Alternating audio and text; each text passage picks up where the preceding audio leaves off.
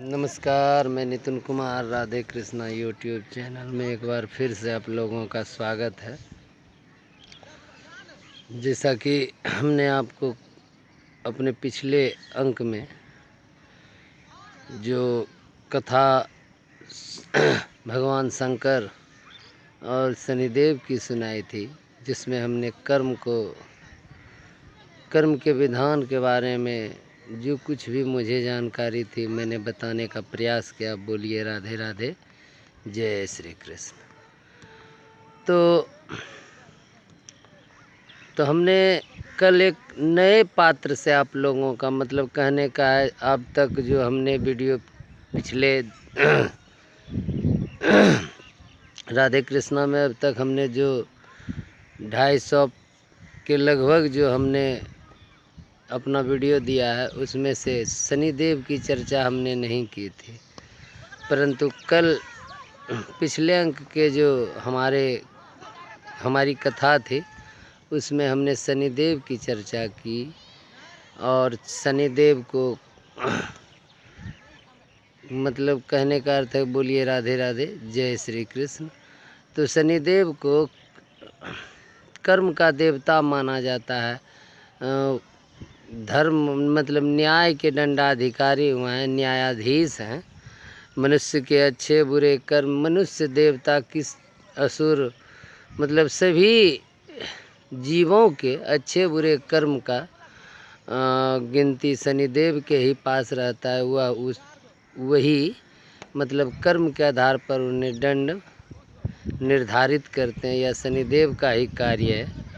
तो हम शनिदेव के बारे में बताना चाहेंगे कि भगवान शनि जो हैं वह माता संज्ञा और सूर्यदेव के पुत्र हैं। सूर्यदेव और माता संज्ञा के पुत्र हैं और कथाओं में कहा जाता है कि वह 10 भाई बहन थे। सूर्यदेव की कथा, शनिदेव के जन्म की कथा इस प्रकार से है। बोलिए राधे राधे, जय श्री कृष्ण। तो विश्वकर्मा जी की पुत्री का नाम संज्ञा था।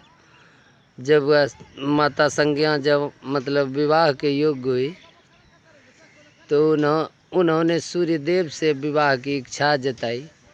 तो विश्वकर्मा जी ने सूर्यदेव की उपासना की और सूर्यदेव को प्रसन्न किया। तो सूर्यदेव प्रसन्न होते हैं, कहते हैं हे विश्वकर्मा जी, हमें आपने हमारी आराधना करके हमसे क्या चाहते हैं आप?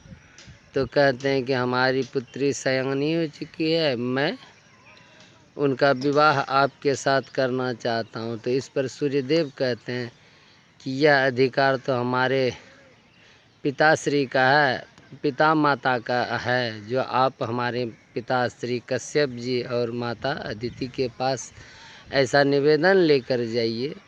यदि वह आपका निवेदन स्वीकार करते हैं तो हमें इसमें कोई आपत्ति नहीं होगी। तो इस प्रकार से बोलिए राधे राधे, जय श्री कृष्ण। तो इस प्रकार से सूर्यदेव का विवाह संज्ञा से हो जाता है और होता ऐसा है कि संज्ञा का विवाह तो हो जाता है।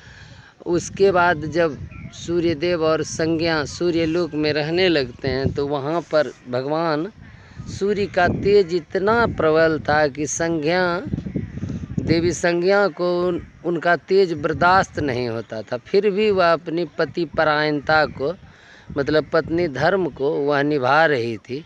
बोलिए राधे राधे, जय श्री कृष्ण।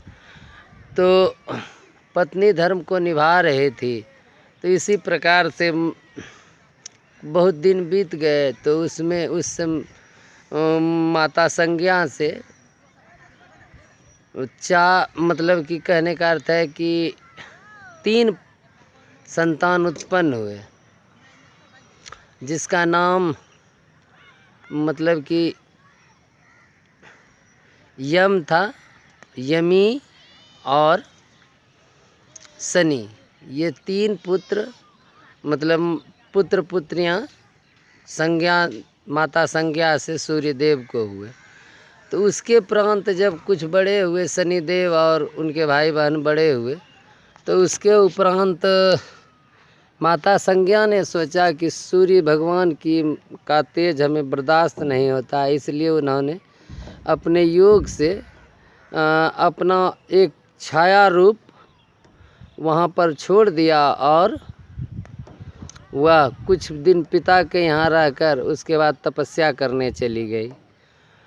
तो सूर्यदेव को इसलिए नहीं पता चला क्योंकि माता संज्ञा ने जो अपनी छाया छोड़ी थी वह हूबहू सूर्यदेव के ही तरह, मतलब कि माता संज्ञा के ही तरह दिखती थी, विचार व्यवहार उसी प्रकार का था।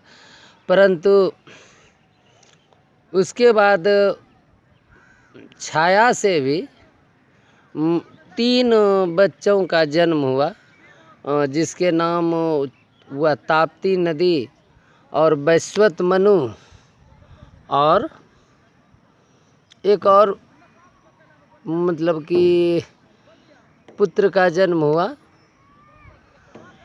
तो इस प्रकार से, और बोलिए राधे राधे, जन्म हुआ। उसके उपरांत जब, लेकिन सूर्य देव ने देखा कि उनके जो 3 बच्चे पहले थे उनके साथ उनका व्यवहार ठीक नहीं था। वह उन्हें, माता छाया जो थी वह उनसे सौतेले वाला व्यवहार करते थे, उन्हें कभी भी देखना पसंद नहीं करते थे। तो एक दिन यमदेव ने, मतलब यमराज जो थे, उन्होंने कहा कि पिताश्री, जो माता हमारे साथ मतलब दुर्व्यवहार करती है, यही वही शिकायत हुई। दोनों में मतलब कि एक तरह से बहस हुई। बोलिए राधे राधे। तो उसके उपरांत जब इस बात का पता चला तो सूर्यदेव जाते हैं विश्वकर्मा जी के पास, और पता चलता है सूर्यदेव को कि उनकी जो पत्नी है वह उत्तर पूर्व की दिशा में तपस्या करने चली गई है। तो वहाँ जाते हैं तो वहाँ मतलब कि माता संज्ञान मतलब कि दूसरे ही रूप में तपस्या कर रही थी, मानव रूप में नहीं थी। तो यह देखकर भगवान सूर्य भी घोड़े के आकार में आ जाते हैं, घोड़े का रूप बनाकर उनके पास जाते हैं, और उस समय जो उनके साथ व्यवहार होता है उसमें भी शास्त्र बताते हैं कि 4 बच्चों का जन्म हुआ है।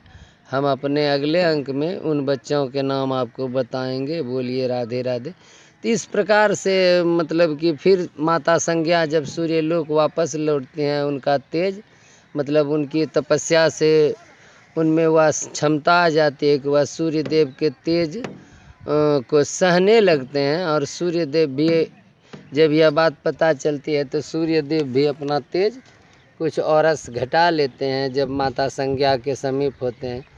तो इस प्रकार से हमने शनिदेव के जन्म की कथा आपको मोटा मोटी बताई। बोलिए राधे राधे, जय श्री कृष्ण।